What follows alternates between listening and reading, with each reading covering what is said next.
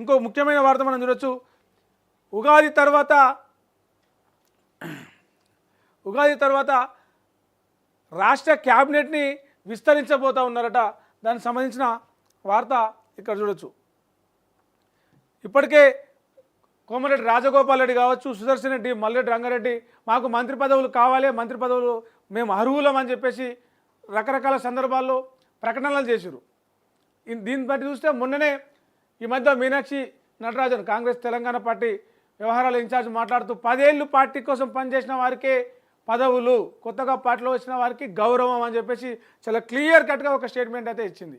మరి 15 నెలలు 16 నెలలుగా కాంగ్రెస్ పార్టీ ప్రభుత్వం వచ్చిన కాంచెల్లి మంత్రివర్గ విస్తరణ 6 నెలల తర్వాత ఫస్ట్ అన్నారు, ఏడాది తర్వాత అన్నారు, దసరా అన్నారు, దీపావళి అన్నారు, సంక్రాంతి అన్నారు, సంక్రాంతి అయిపోయింది, శివరాత్రి అయిపోయింది, ఇప్పుడు ఉగాదికి క్యాబినెట్ విస్తరణ అంటూ ఉన్నారు. మరి క్యాబినెట్ విస్తరణ మీద చాలామంది కాంగ్రెస్ సీనియర్లు ఆశలు అయితే పెట్టుకున్నారు, మాకు మంత్రి పదవి వస్తుంది కావచ్చు అని. కొందరైతే ఏకంగా ఆ నేమ్ ప్లేట్ కూడా తయారు చేసి పెట్టుకున్నారట. అందులో ప్రధానంగా రాజగోపాల్ రెడ్డి ఆయన క్యాంప్ ఆఫీస్ కూడా, ఎమ్మెల్యే క్యాంప్ ఆఫీస్లో కూడా వాస్తు మార్పులు చేపిస్తున్నాడు. ఈ వాస్తు వల్లనే నాకు మంత్రి పదవి వస్తలేదు కావచ్చు అని.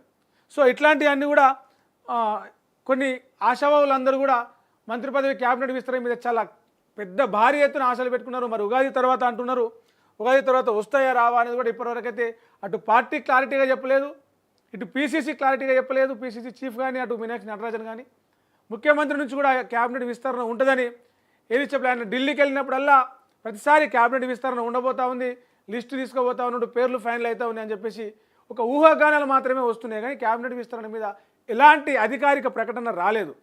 ఒకవేళ అధికారిక ప్రకటన రాకముందుకే చాలామంది రాజగోపాల్ రెడ్డి, సుదర్శన్ రెడ్డి, మల్లెడ్డి రంగారెడ్డి వీళ్ళతో పాటే ఇంకా చాలామంది కూడా మంత్రి పదవి, మంత్రి సీటు మీద ఆశ పెట్టుకున్నారు. మరి వాళ్ళకే వస్తుందా? ఎవరు ఊహించనుగా మొన్న ఎమ్మెల్సీలో ఎవరు ఊహించలేదు విదేశాంతికి ఎమ్మెల్సీ సీట్ ఇస్తారని. అట్లా కొత్త వాళ్ళకి ఇస్తారా?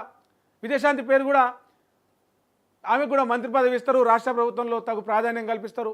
దక్షిణాదిలో, తెలంగాణలో దక్షిణాదిలో కాంగ్రెస్ పార్టీ ఇమేజ్ని పెంచేదానికి విజయశాంతి పనికొస్తుంది. ఆమె కొంచెం అటు తమిళనాడులో, కన్నడలో కొంచెం ఫేమ్ ఉంది, అటు హిందీ కూడా మాట్లాడగలదు, నార్త్లో కూడా కొంత ఉపయోగపడుతుందని కొంత పార్టీ రాహుల్ గాంధీ ఆలోచించి, ఖర్గే ఆలోచించి ఆమె కొంత ప్రాధాన్యత పెంచాలనే దిశగా ఒక ఆలోచన చేస్తున్నాడు. మరి ఆమె పేరు కూడా ఒకవేళ క్యాబినెట్ విస్తరించి ఆమె పేర్లు కూడా ఆ విస్తరణ క్యాబినెట్ హోదాల కల్పించే లిస్టులో ఉండొచ్చు, ఆ మంత్రి పదవుల లిస్టులో. సో ఇట్లా చాలామంది క్యాబినెట్ విస్తరణ మీద పెట్టుకున్నారు. ఏప్రిల్ మొదటి వారంలో వచ్చే అవకాశం ఉందని చెప్పేసి వార్తలు అయితే వస్తున్నాయి. ఆ వార్తల్లో నిజమేందో అబద్ధమేందో తెలవాలంటే అధికారికంగా పీసీసీ కానీ, లేకపోతే మీనాక్షి నటరాజన్ కానీ, ప్రభుత్వం తరఫున సీఎంగా ఉన్నటువంటి సీఎం రేవంత్ రెడ్డి కానీ ఈ అధికారిక ప్రకటన చేస్తే ఈ మంత్రివర్గ విస్తరణలో ఒక క్లారిటీ వచ్చే అవకాశం అయితే ఉన్నది. ఇవి ప్రధానంగా ఈరోజు మనం చూసుకున్నటువంటి అన్ని పేపర్లలో మనకు కనిపించిన మెయిన్ వార్తలు. రేపటి మార్నింగ్ న్యూస్లో మళ్ళీ కలుద్దాం. చూస్తూనే ఉండండి తొలి వెలుగు. నేను ప్రవీణ్ సుంకరి, సైనింగ్ ఆఫ్. ప్రవీణ్ సుంకరి.